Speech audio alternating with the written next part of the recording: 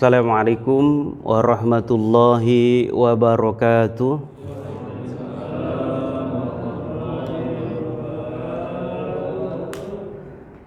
Alhamdulillahilladzi la ilaha illa huwa alimul ghaibi wasyahada.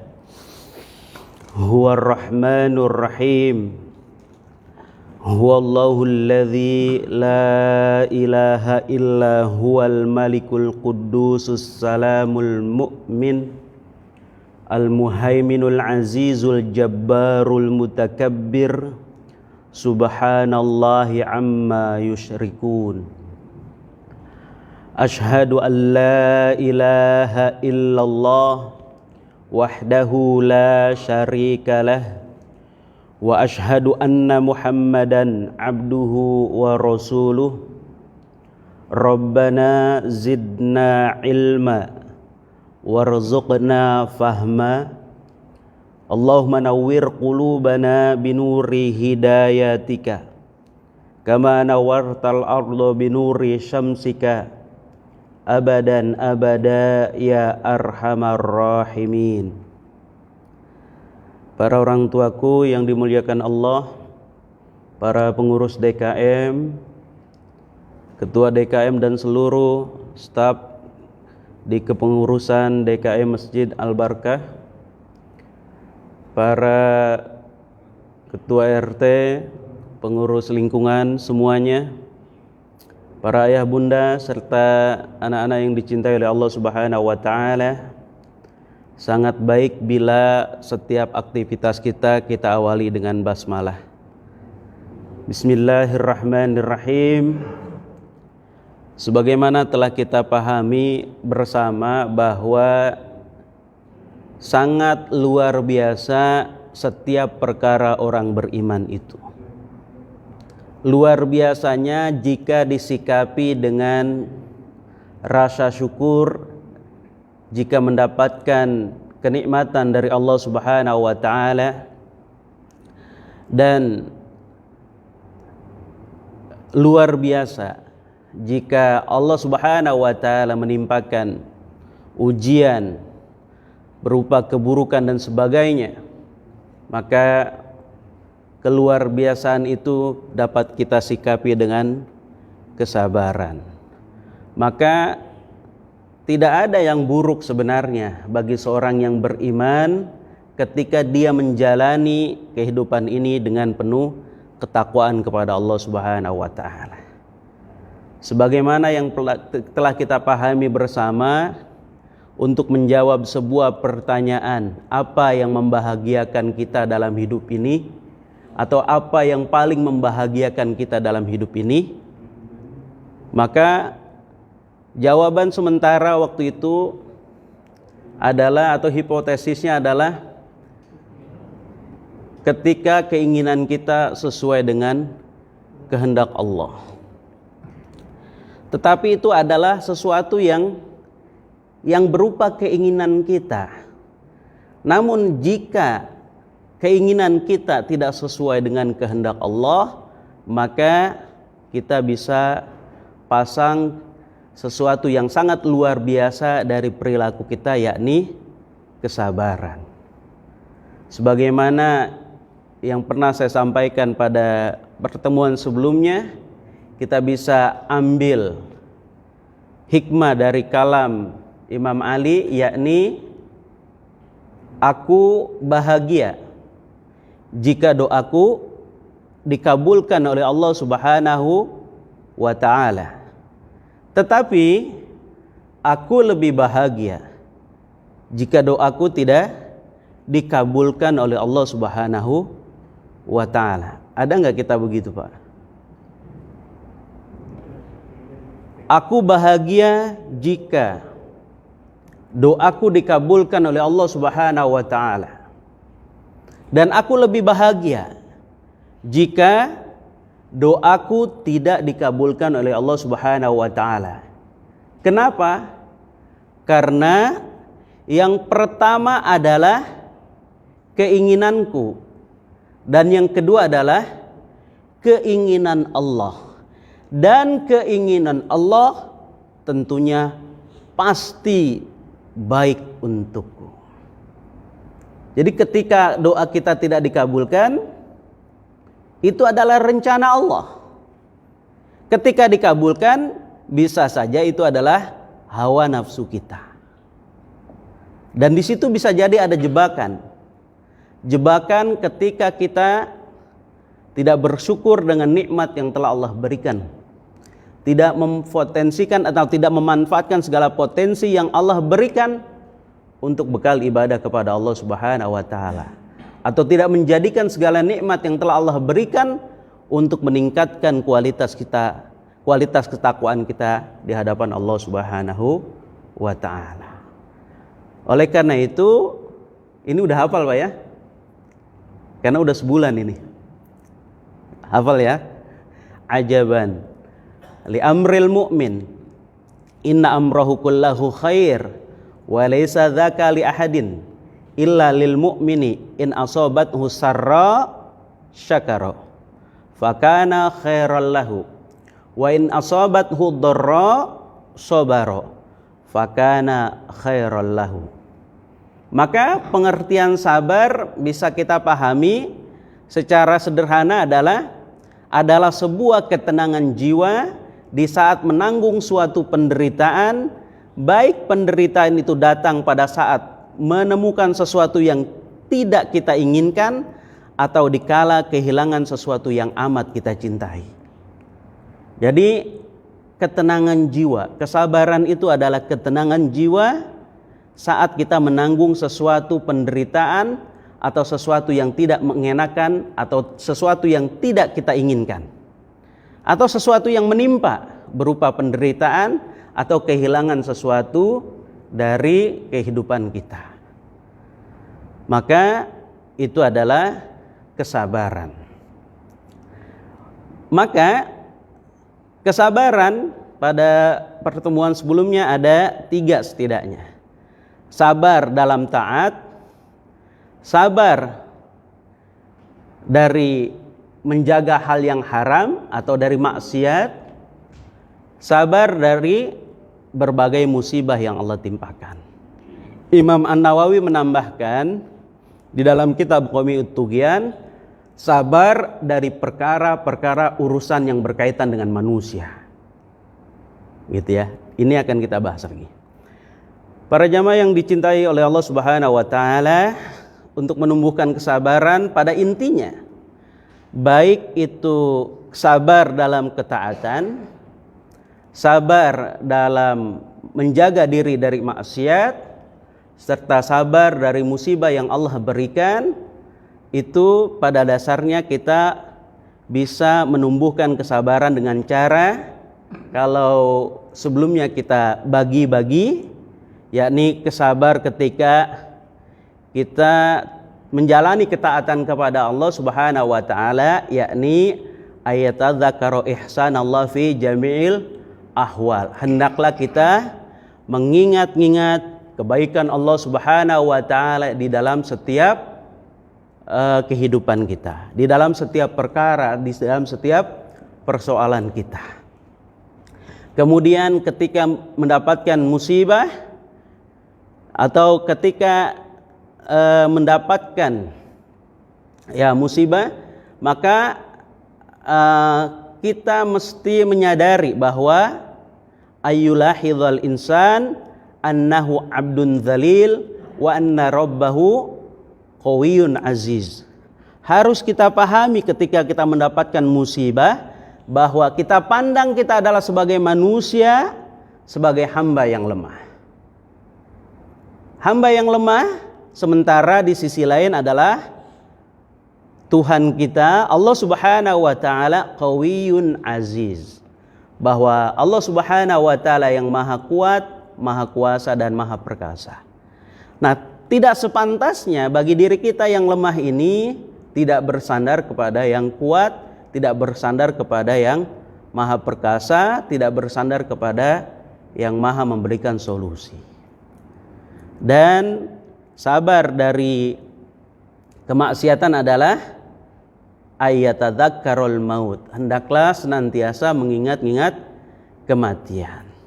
Tetapi dalam prakteknya ini bisa kita laksanakan, bisa kita terapkan, baik itu dalam menghadapi ketaatan kepada Allah Subhanahu wa taala, karena pada hakikatnya kesabaran pun itu berupa ketaatan.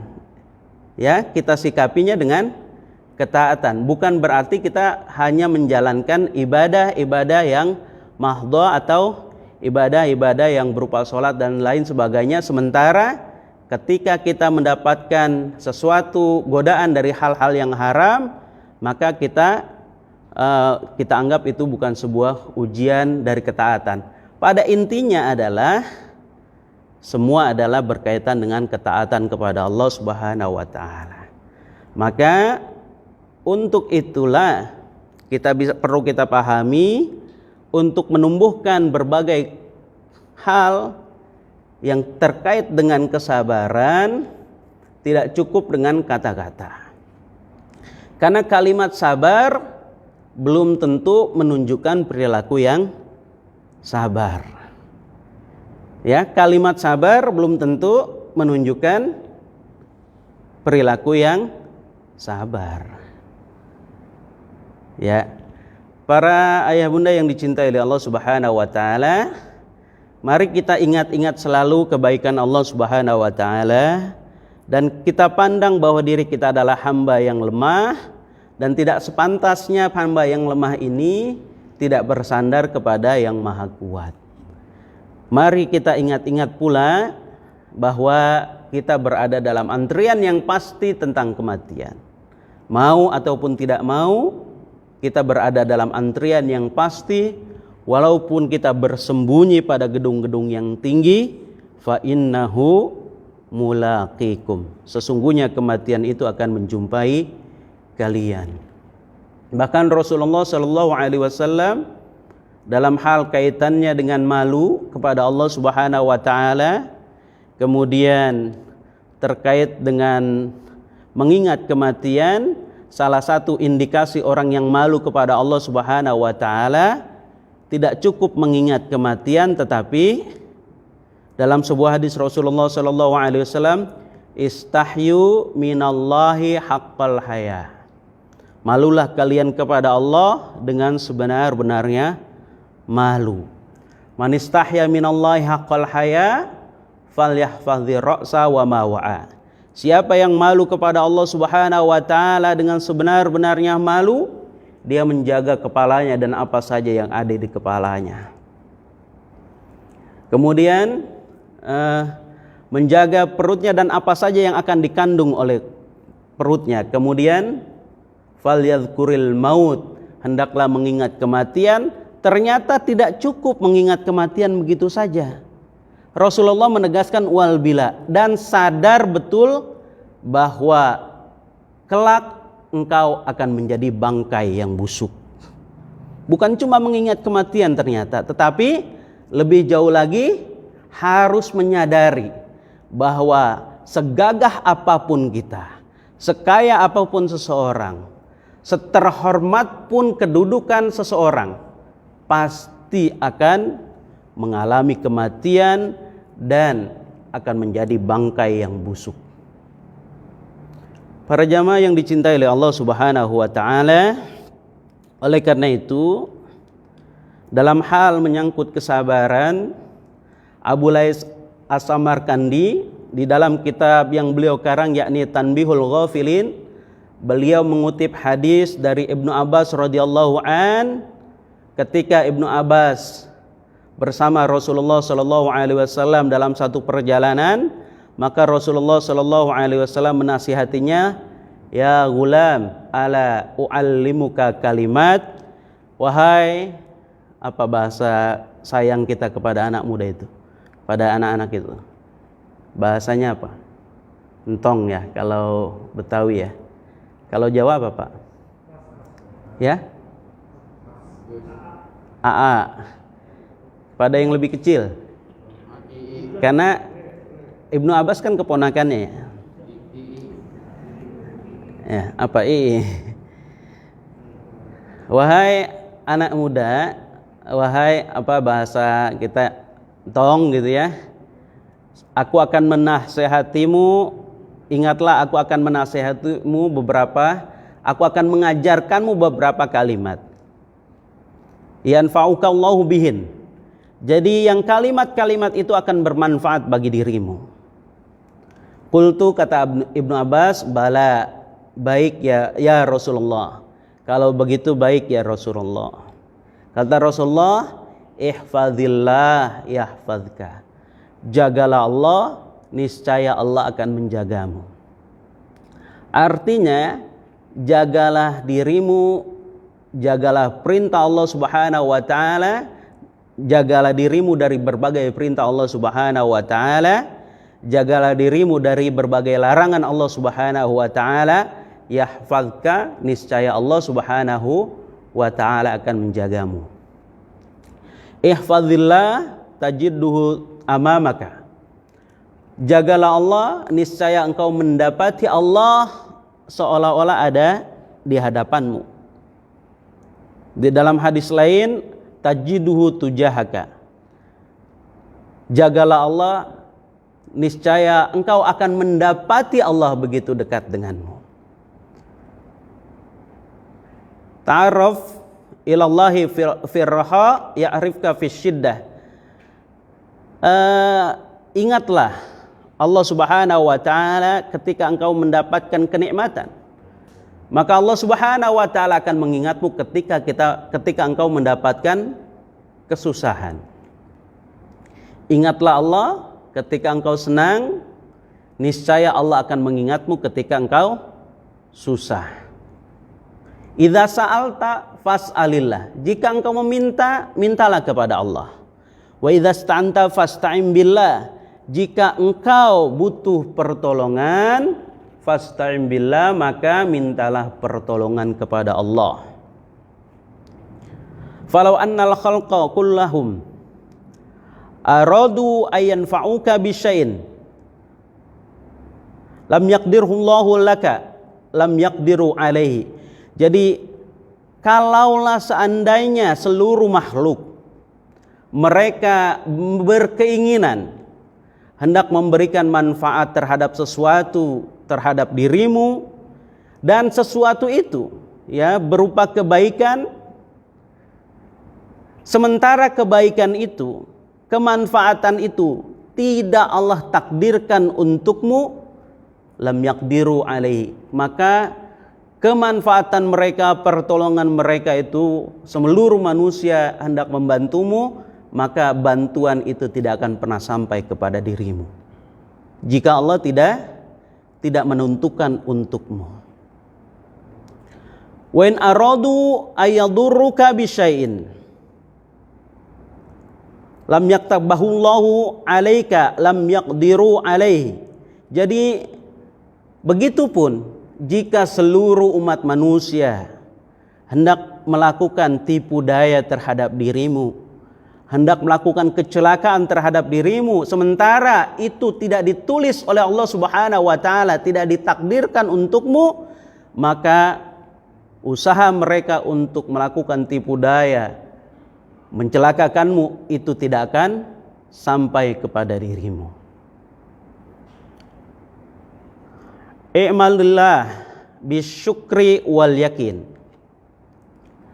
Berbuatlah atau beramallah untuk Allah Subhanahu wa taala bisyukri, dengan rasa syukur, wal yakin, dan penuh dengan keyakinan. Syukur paham ya Pak? Syukur udah paham ya? Syukur itu ma'rifatun ni'mah minal mun'im. Bersyukur itu adalah memahami betul bahwa segala nikmat bersumber dari yang maha memberikan nikmat. Imam Syibli mengatakan ru'yatul mun'im la ru'yatun nikmah. Memandang yang memberikan, tidak memandang apa yang diberikan. Itulah setidaknya pemahaman tentang bersyukur. Lebih dalam lagi Imam Nawawi mengatakan orang yang bersyukur itu adalah ala waridatil qulub, orang yang senantiasa hatinya wirid kepada Allah Subhanahu wa taala. Kemudian wa'mal anna fi sabri ala ma tukrihu khairan katsira. Jadi dan berbuatlah sesungguhnya pada kesabaran itu pada hal-hal yang engkau tidak suka. Khairan katsira, terdapat kebaikan yang banyak. Jadi sabar terhadap sesuatu yang kita tidak sukai itu adalah akan mendatangkan kebahagiaan yang banyak atau kebaikan yang banyak. Karena biasanya kesabaran itu adalah yang perlu kita kuatkan ketika kita menghadapi sesuatu yang tidak mengenakan, gitu ya. Jadi ketika menghadapi sesuatu yang tidak mengenakan bagi kita, maka kita bersabar terhadap hal itu, maka itu lebih baik. Maka Allah akan datangkan kebaikan yang lebih banyak. Kemudian wa innan nasra ma'as sabri, dan sesungguhnya kemenangan itu atau pertolongan itu akan disertai dengan kesabaran. Jadi tidak ada kemenangan, tidak ada kebahagiaan, tidak ada pertolongan Allah Subhanahu wa taala jika kita tidak bersabar. Para jamaah yang dicintai oleh Allah Subhanahu wa taala, maka dari hadis ini bisa kita simpulkan ada beberapa poin yang mesti kita pahami. Yang pertama, jagalah Allah atau jagalah perintah Allah, niscaya Allah akan menjagamu. Jagalah Allah, niscaya Allah akan menjagamu. Nah, menjaga Allah ini menjaga sholat, menjaga zikir, menjaga baca Quran dan sebagainya yang berkaitan dengan ibadah kepada Allah Subhanahu wa ta'ala. Yang kedua, peliharalah dirimu dari larangan Allah Subhanahu wa ta'ala, niscaya kamu akan mendapati Allah berada seolah-olah ada di hadapanmu. Ihsan, ka'annaka tarahu, seolah-olah engkau melihat Allah Subhanahu wa ta'ala. Fa illam takun tarahu fa innahu yaraka. Dan jika engkau tidak mampu melihat Allah Subhanahu wa ta'ala, hujamkan di dalam hatimu bahwa Allah Subhanahu wa ta'ala maha melihat tentang dirimu. Kemudian dekatkanlah diri kepada Allah Subhanahu wa ta'ala ketika kita senang. Karena kesenangan itu tidak selamanya. Pada saat tertentu kita akan mendapati kesulitan dalam hidup. Maka tatkala kita mendekatkan diri kepada Allah Subhanahu wa ta'ala di saat kita senang, insyaallah Allah Subhanahu wa ta'ala menolong kita ketika kita dalam keadaan sulit. Apabila kita memohon, mohonlah kepada Allah. Apabila kita meminta, mintalah pertolongan kepada Allah.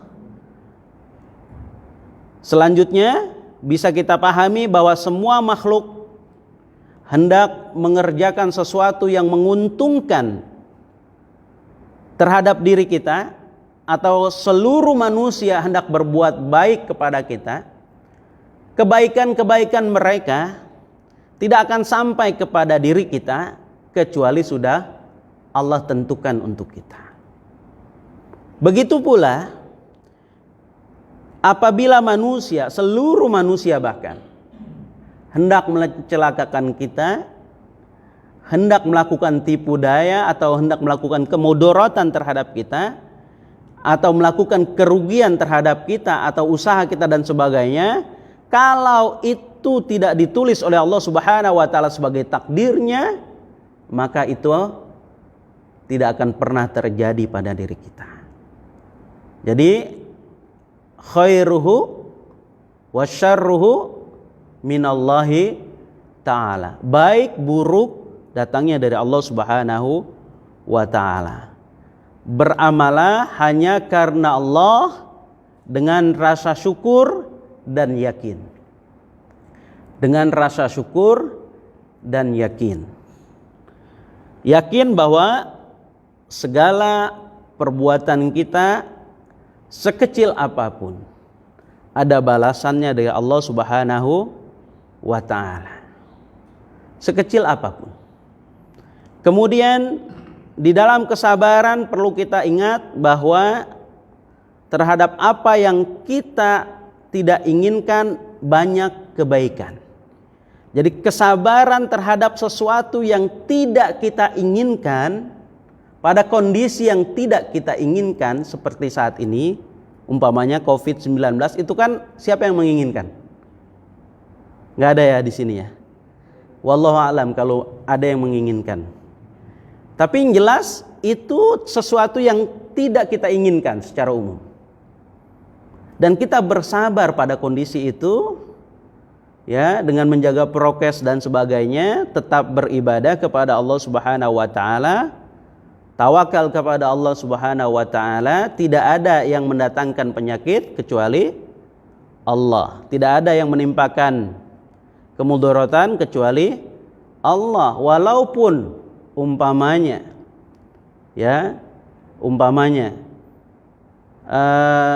banyak dokter di kalangan kita, gitu ya, dan sebagainya. Kalau memang Allah berikan penyakit, tidak juga, gitu ya.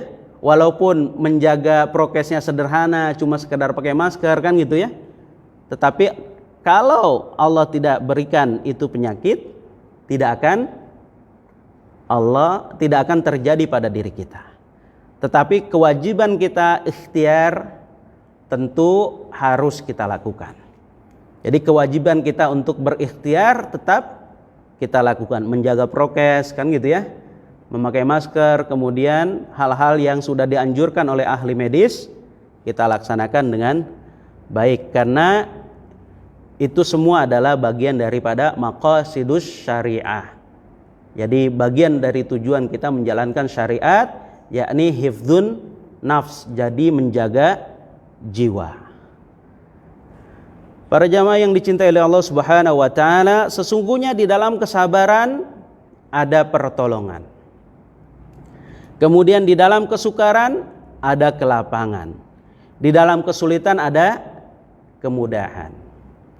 Para jamaah yang dicintai oleh Allah Subhanahu wa taala, oleh karena itu bisa kita tarik kesimpulan, kita bisa bersabar kepada Allah Subhanahu wa taala atau kepada sesuatu yang Allah timpakan kepada kita jika kita yang pertama selalu tawakal kepada Allah Subhanahu wa taala. Tawakal kepada Allah Subhanahu wa taala dengan senantiasa berkeyakinan bahwa tidak ada sesuatu yang terjadi kecuali atas kehendak Allah Subhanahu wa taala. Sebagaimana tawakalnya Rasulullah sallallahu alaihi wasallam. Ya, kesabaran Rasulullah sallallahu alaihi wasallam memiliki setidaknya tiga unsur, yakni tawakal, yakin dan optimis. Tawakal berserah diri kepada Allah Subhanahu wa taala, yakin bahwa pertolongan Allah Subhanahu wa taala akan Allah berikan. Kemudian optimis bahwa segala kesulitan yang terjadi pada diri kita ada solusinya, ada jalan keluarnya, karena Allah Subhanahu wa taala sudah tentukan, la yukallifullahu nafsan illa wus'aha. Tidaklah Allah timpakan beban yang kita tidak mampu untuk memikulnya.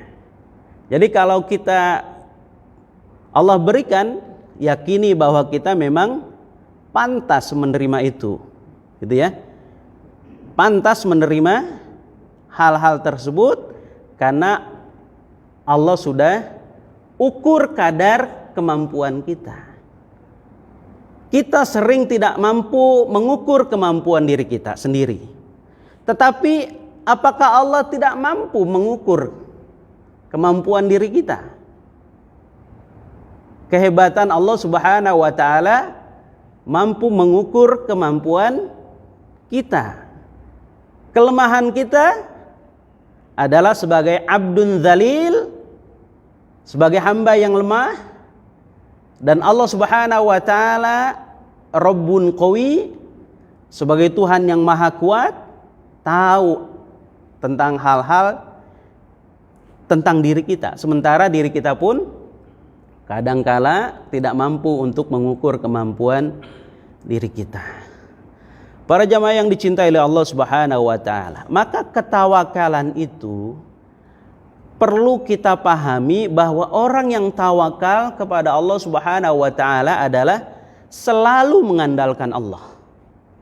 Selalu mengandalkan Allah.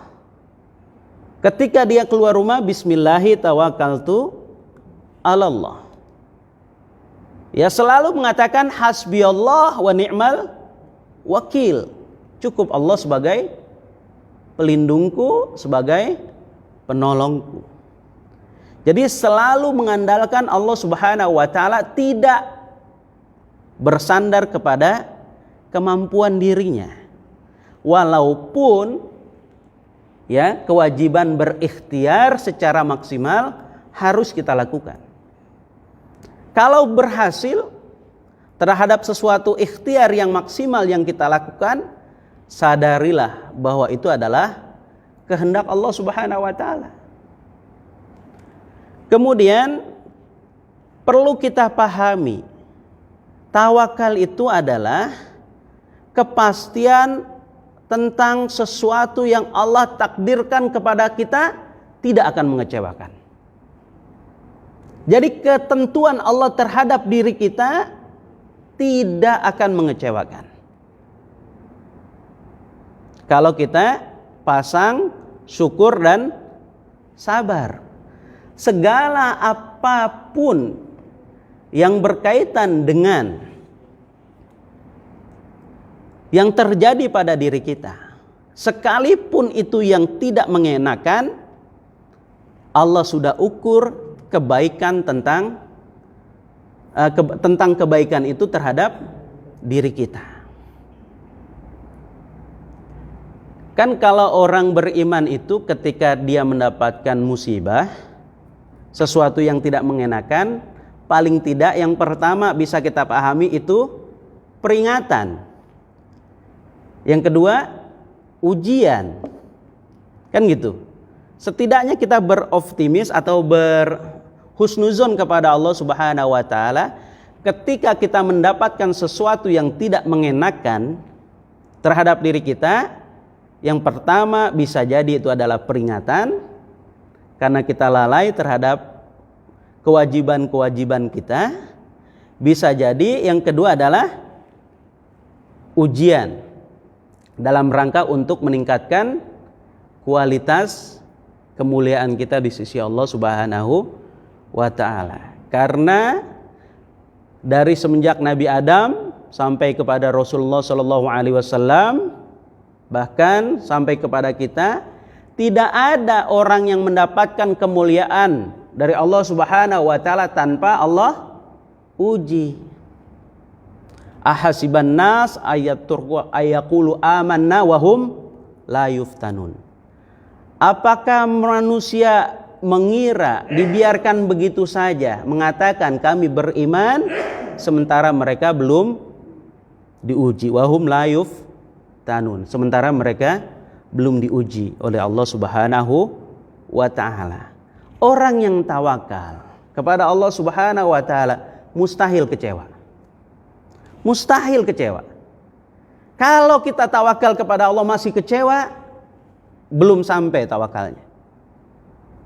Orang yang tawakal kepada Allah tidak akan menemukan kekecewaan. Kenapa? Karena dia sudah meletakkan dirinya yang lemah bersandar kepada yang maha kuat. Abdun dzalil. Ya, yulahidul nafsahu annahu abdun dzalil wa yulahidhu rabbahu qawiyun aziz. Dia memandang bahwa dirinya adalah hamba yang lemah dan memandang Allah Subhanahu wa taala yang maha kuat dan maha perkasa, sehingga tidak akan kecewa bagi orang yang tawakal kepada Allah Subhanahu wa taala. Ya. Kalau bersandar kepada manusia biasanya kecewa. Biasanya kecewa atau akan menemukan kekecewaan. Karena manusia adalah abdun dzalil. Sehebat apapun manusia di hadapan Allah adalah abdun dzalil.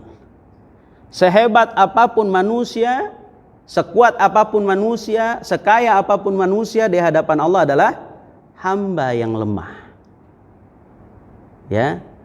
Jadi selemah-lemahnya kita, mari kita pandang Allah Subhanahu wa taala sebagai Qawiyyun Aziz.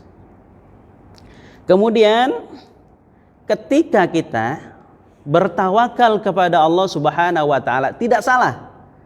Kenapa tidak salah? Karena kita sudah berpegang kepada tali yang kokoh. Kepada tali yang kokoh. Ketawakalan kepada Allah Subhanahu wa taala yang dilakukan oleh seorang hamba berarti dia tidak salah dalam memilih pegangan. Yakni Allah Subhanahu wa taala. Kemudian orang yang tawakal itu adalah menyerahkan kepada Allah Subhanahu wa taala semua urusan. Semua urusan. Bahkan pada hal yang kecil saja Allah perintahkan kita, Rasulullah Shallallahu Alaihi Wasallam anjurkan kita untuk minta kepada Allah, untuk bersandar. Contoh, pernah Bapak minta garam? Pernah nggak minta garam sama Allah? Pernah Pak? Pernah minta garam? Itu saja dianjurkan sama Rasulullah. Ya Allah, saya minta garam supaya makanan saya enak. Pernah Pak? Pada hal yang kecil saja kita dianjurkan untuk tawakal kepada Allah, doa kepada Allah Subhanahu wa taala. Ya Allah, beri kekuatan pada saya untuk sholat subuh. Beri keuntungan pada usahaku ya Allah. Berikan ridhamu dalam pekerjaan. Pada hal yang kecil saja. Pernah Bapak ke masjid, ya Allah lindungi sendal saya? Pernah nggak? Boleh nggak? Pada hal-hal yang kecil. Tetapi lebih besar jika kita minta perkara iman dan akhirat. Para jamaah yang dicintai oleh Allah Subhanahu wa taala, sekali lagi pada perkara-perkara yang kecil saja kita harus bersandar selalu kepada Allah Subhanahu wa taala melalui doa dan sebagainya, apalagi perkara-perkara yang besar. Para jamaah yang dicintai oleh Allah Subhanahu wa taala, bisa kita belajar dari hijrahnya Rasulullah sallallahu alaihi wasallam, betapa sabarnya, tawakalnya Rasulullah sallallahu alaihi wasallam. Bagaimana Rasulullah sallallahu alaihi wasallam, jadi ketawakalan dan kesabaran bisa kita lihat bagaimana Rasulullah dalam berhijrah. Jadi bukan begitu saja Rasulullah berangkat ke Madinah tanpa melakukan rencana. Jadi ketawakalan itu, kemudian kesabaran itu perlu dengan proses. Ya, jadi kesabaran yang Rasulullah Shallallahu Alaihi Wasallam lakukan diiringi dengan ketawakalan, yang ketawakalan tidak semata-mata mengandalkan ya Allah tolong saya, kemudian berangkat tanpa persiapan. Strategi yang Rasulullah lakukan ketika beliau keluar dari rumahnya dengan cara menugaskan Ali untuk sebagai pengganti beliau tidur. Kemudian keluar pada malam hari. Kemudian dalam perjalanannya itu Rasulullah Shallallahu Alaihi Wasallam melibatkan orang lain, seperti putrinya Abu Bakar radhiyallahu an, ya, Asma binti Abu Bakar, yang bertugas mengirimkan makanan. Jadi Rasulullah berjalannya saja keluar dari kota Mekah itu dengan strategi seolah-olah mengarah ke satu tempat, padahal Rasulullah ke tempat yang lain. Maka ada petugas penghapus jejak. Ya, Rasulullah Shallallahu Alaihi Wasallam, Asma binti Abu Bakar juga diberikan tugas oleh ayahnya untuk mengirimi makanan. Ketika Rasulullah Shallallahu Alaihi Wasallam bersembunyi di Gua Sur, atau karena saking sempitnya, kayaknya sebagian ulama hanya lubang kecil saja gitu ya. Kemudian kita sebut gua kan gitu. Para jamaah yang dicintai oleh Allah Subhanahu wa taala. Kemudian Rasulullah Shallallahu Alaihi Wasallam juga penuh dengan perhitungan. Jadi ketika bersembunyi di dalam gua itu, sebelumnya sudah mengecoh orang-orang yang hendak membunuh beliau. Kemudian ada yang sangat ditugaskan oleh Abu Lahab gitu ya, oleh Abu Jahal dan teman-temannya, seorang yang bernama Suroko, seorang yang hebat dalam mencari jejak. Akhirnya menemukan pula jejak Rasulullah Shallallahu Alaihi Wasallam. Kemudian ditunjukkan, ternyata Rasulullah tidak menuju Madinah, menuju kepada arah yang lain, sampai ditemukan tempat persembunyian beliau. Lagi-lagi Allah Subhanahu wa taala lindungi karena ketawakalan Rasulullah Shallallahu Alaihi Wasallam. Ya, sampai Abu Bakar radhiyallahu an disengat oleh ular dan kalajengking. Kemudian tempat persembunyiannya untuk mengelabui ada laba-laba. Itu skenario Allah Subhanahu wa taala. Pendapat yang lain ada merpati dan sebagainya. Kemudian setelah keluar dari situ, ternyata Suraqah, ya, seorang yang ditugaskan dan dijanjikan hadiah itu, dijanjikan oleh Abu Jahal 100 unta. Berapa harga unta itu? Mungkin miliaran kalau 100 ya. Miliaran kalau sekarang. Kalau kita rupiahkan. Betapa banyak, dan dia tertarik. Kemudian saking hebatnya dia menemukan jejak Rasulullah Shallallahu Alaihi Wasallam. Saat dia sedang mengejar Rasulullah Shallallahu Alaihi Wasallam, kudanya nggak bisa berlari. Kemudian dia berlari mengejar Rasulullah Shallallahu Alaihi Wasallam. Ya, terjadilah Rasulullah Shallallahu Alaihi Wasallam diancam dengan pedang gitu. Kemudian berbalik, dalam riwayat yang lain berbalik, dia terjatuh, Rasulullah memegang pedang. Tetapi ada riwayat yang mengatakan bahwa Rasulullah Shallallahu Alaihi Wasallam menawarkan, terjadi dialog, berapa yang dia hadiahkan oleh Abu Jahal, 100 unta. Maka Rasulullah Shallallahu Alaihi Wasallam memberikan tawaran, wahai Suraqah, Suraqah ini kan seorang budak, maukah engkau, ya, memakai jubah Raja Persia? Kata Rasulullah Shallallahu Alaihi Wasallam.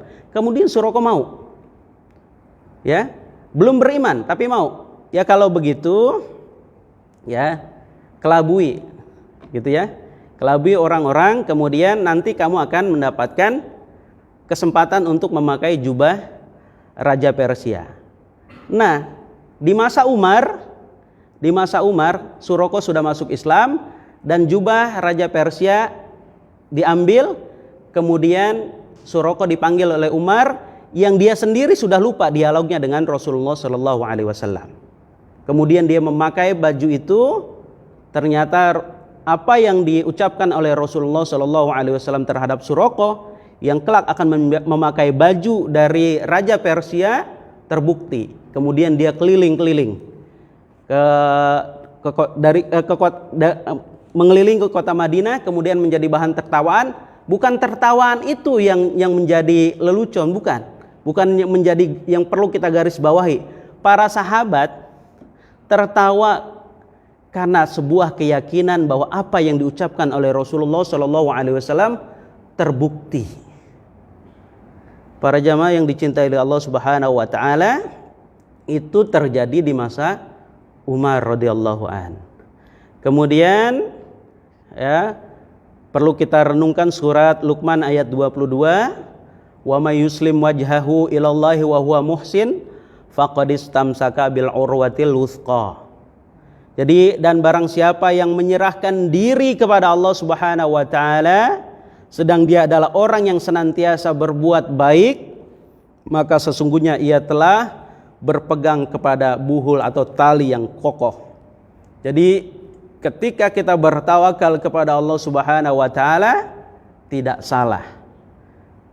salah bahwa kita telah berpegang kepada tali yang sangat kuat, dan kita tidak akan pernah kecewa terhadap apa yang telah kita pegang. Para jamaah yang dicintai oleh Allah Subhanahu wa taala, oleh karena itu mari kita awali setiap aktivitas kita agar kita mampu bertawakal kepada Allah Subhanahu wa taala dengan senantiasa mengawalinya dengan asma Allah Subhanahu wa taala, dengan basmalah, kemudian mengakhiri setiap pekerjaan kita dengan hamdalah, kemudian mengucapkan hal-hal yang tidak penting. Ya, saat kita mengucapkan sesuatu hal yang tidak penting, kita iringi dengan astagfirullah dan sebagainya. Kemudian jika kita berencana, maka ucapkanlah insyaallah. Kemudian menghadapi hal-hal yang tidak kita senangi, kita ucapkan la haula wala quwata illa billah. Kemudian ada sesuatu yang tertimpa berupa musibah, kita ucapkan innalillahi wa inna ilaihi rajiun. Kemudian kita ucapkan senantiasa siang dan malam dengan la ilaha illallah Muhammadur Rasulullah, maka ala waridatil qulub, maka wirid hati kita. Setiap kita menghadapi berbagai persoalan, ala waridatil qulub, berzikirlah, berwiridlah hati kita. Para jamaah yang dicintai oleh Allah Subhanahu wa taala, hanya ini yang dapat saya sampaikan. Ini Imam An-Nawawi menambahkan bahwa di dalam kitab Qomiyut Tughyan beliau menambahkan bahwa kesabaran itu tidak cukup 3 hal tadi. Beliau menambahkan wa ala umurin nas. Jadi sabar juga terhadap perkara-perkara kita berkaitan dengan hablum minan nas. Dan ini biasanya yang lebih berat. Ya, hanya ini yang dapat saya sampaikan. Mohon maaf atas segala kekurangan. Mungkin ada yang ditambahkan atau perlu didiskusikan.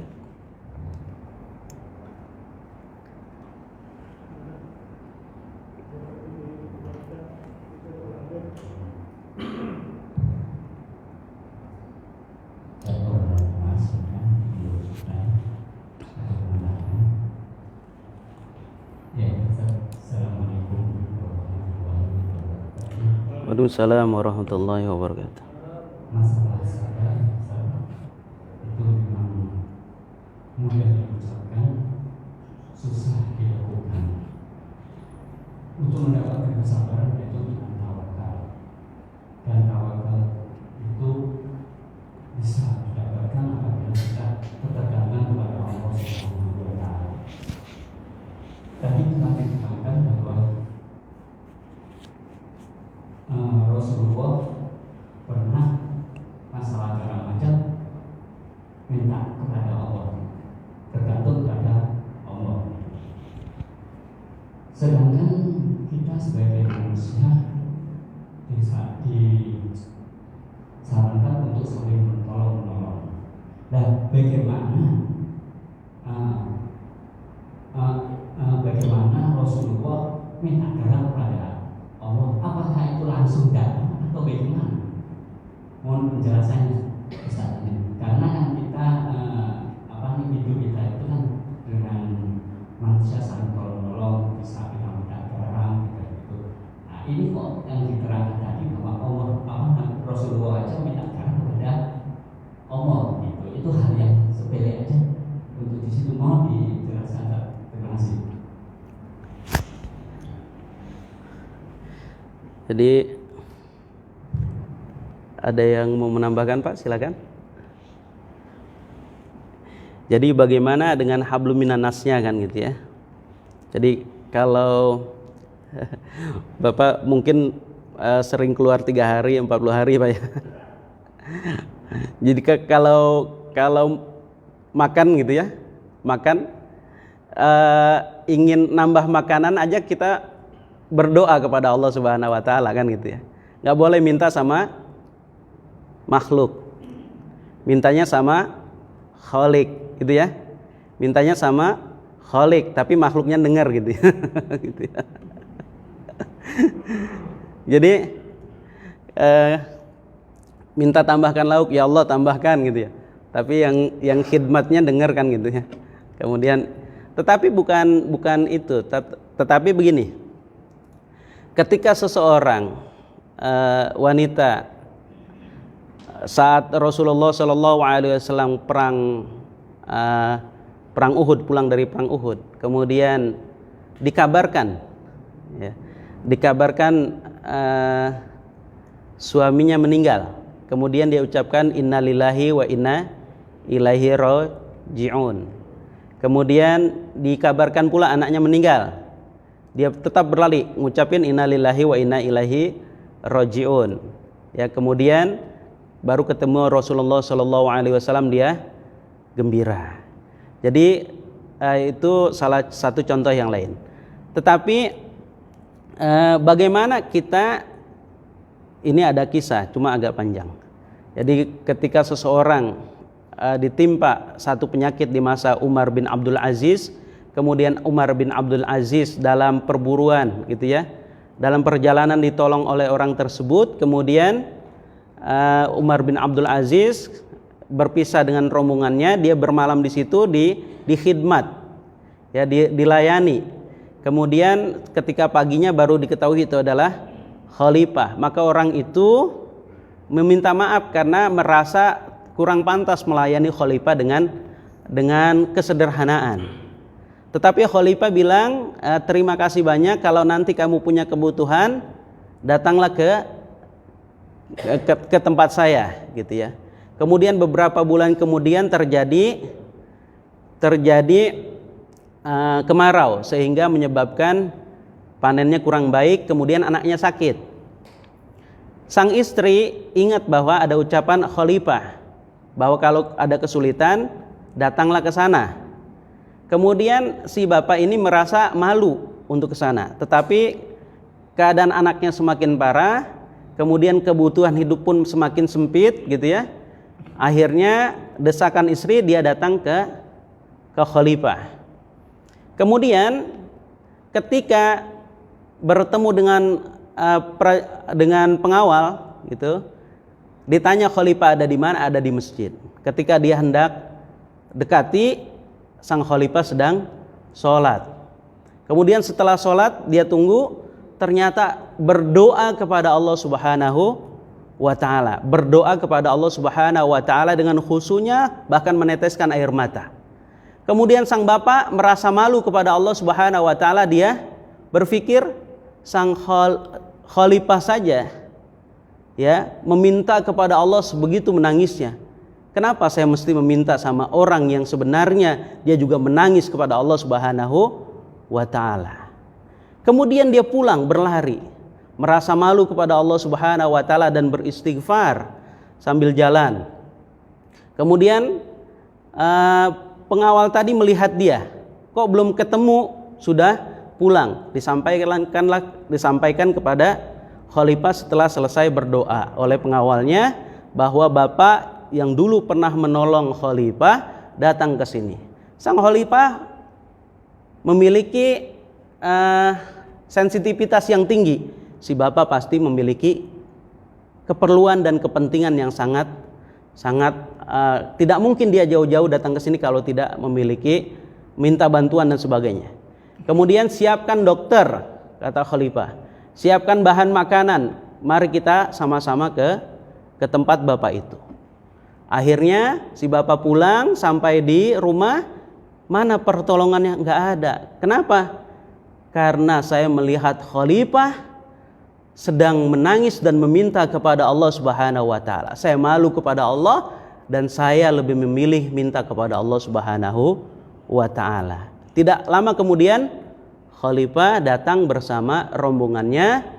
Ternyata dia bawa dokter, dia bawa bahan makanan yang tanpa dia minta langsung kepada khalifah. Bisa saja kita sebagai hablum minan nasnya, tetapi dahulukanlah minta kepada Allah, baru minta kepada manusia sebagai syarat ikhtiar saja. Jadi ikhtiar saja, itu mah syarat ikhtiar saja. Namun pada hakikatnya utamakan minta pertolongan kepada Allah, bahkan kalau bisa tetap minta pertolongan kepada Allah, sembunyikan kebutuhan kita terhadap manusia.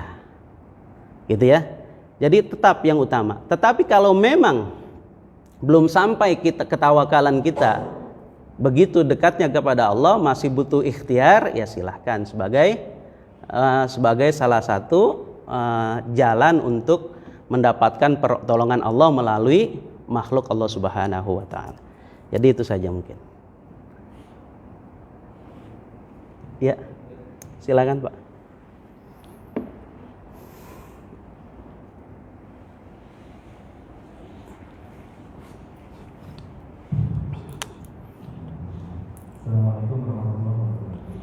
Waalaikumsalam warahmatullahi wabarakatuh.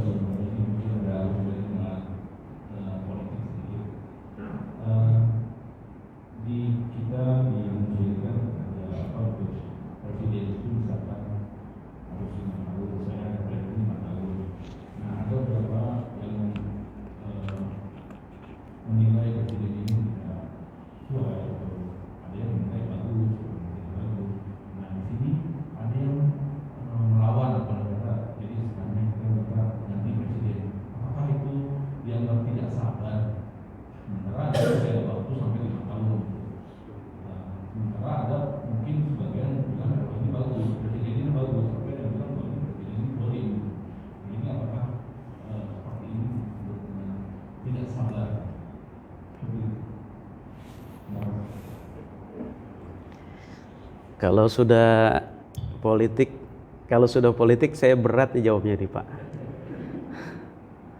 Ada intel kan ya? Ya pada intinya kalau pemimpin itu sebenarnya ya adil atau tidaknya adalah rasa yang dirasakan. Ada orang yang merasakan enak, ya kan gitu. Ada sebagian yang merasakan tidak enak, gitu kan, masalah rasa, gitu ya, masalah rasa dan masalah pandangan, ya masalah pandangan. Bisa jadi yang merasakan enak pandangannya keliru, bisa jadi yang merasakan tidak enak juga pandangannya keliru. Wallahu alam, gitu ya. Yang jelas kembali kepada pemimpin kita, apakah beliau sudah melaksanakan itu dengan sesuai dengan memang kewajibannya atau tidak. Kalau beliau sudah melaksanakan dengan kewajibannya dengan maksimal sebagai tugasnya kan gitu, kemudian dirasakan oleh sebagian rakyatnya kurang enak, itu urusan rakyatnya kan gitu. Jadi yang jelas apapun yang terjadi pada diri kita, pada hal-hal yang terjadi pada diri kita, yang jelas syukur dan sabar itu mesti kita pasang dalam kehidupan kita. Kemudian ada yang ingin melanjutkan dan sebagainya, mungkin merasa enak dipimpin dia sehingga pengen merasakan lebih banyak lagi. Ada yang sudah tidak enak gitu ya dipimpin, maka lebih cukup sampai batas waktunya saja gitu. Jadi saya tidak kebodohan sekali kalau saya menganalisanya lebih jauh lagi gitu ya Pak. Jadi kira-kira begitu saja. Jadi apapun yang terjadi pada diri kita atau pada lingkungan kita, Sesuatu yang mengenakan kita bersyukur, sesuatu yang tidak mengenakan kita bersabar. Itu saja. Kemudian ikhtiar itu boleh dilakukan, silakan. Selama ikhtiarnya, kalau menurut sebagian orang memang perlu dinasehati, nasihatilah dengan jalur yang benar dan sebagainya gitu. Kira-kira begitu. Jadi mohon maaf kalau tidak sesuai dengan harapan. Ini saja yang dapat saya sampaikan. Cukup ya Pak? Mohon maaf atas segala kekurangan. Al-haqqu mir rabbina fala takunanna minal mumtarin. Wallahu muwaffiq ila aqwamit thoriq. Subhanakallahumma wa bihamdika asyhadu an la ilaha illa anta astaghfiruka wa atubu ilaik. Mohon dimaafkan atas segala kekurangan dan kehilapan. Billahi taufiq wal hidayah. Assalamualaikum warahmatullahi wabarakatuh.